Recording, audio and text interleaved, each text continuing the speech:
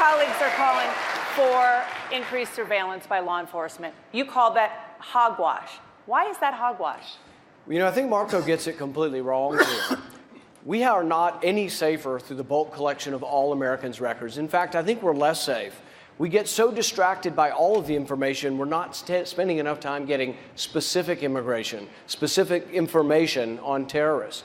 The other thing is the one thing that might have stopped Senator Bernardino, that might have stopped 9/11, would have been stricter controls on those who came here. And Marco has opposed at every point increased security, border security for those who come to our country.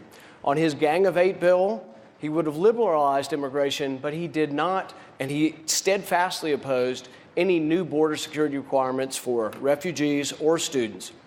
Last week, I introduced another bill saying we need more security, we need more scrutiny. Once again, Marco opposed this. So Marco can't have it both ways. He thinks he wants to be this, oh, I'm great and strong on national defense, but he's the weakest of all the candidates on immigration. He is the one for an open border that is leaving us defenseless. If we want to defend the country, we have to defend against who's are coming in. And Marco has more of an allegiance to Chuck Schumer and to the liberals than he does to conservative policy.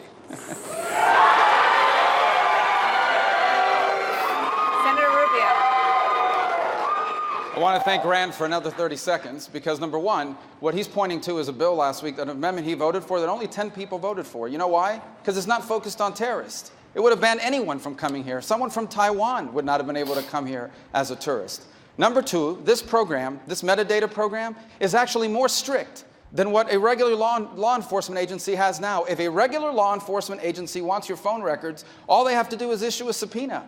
But now the intelligence agency is not able to quickly gather records and look at them to see who these terrorists are calling. And the terrorist that attacked us in San Bernardino was an American citizen, born and raised in this country. And I bet you we wish we would have had access to 5 years of his records so we could see who he was working with.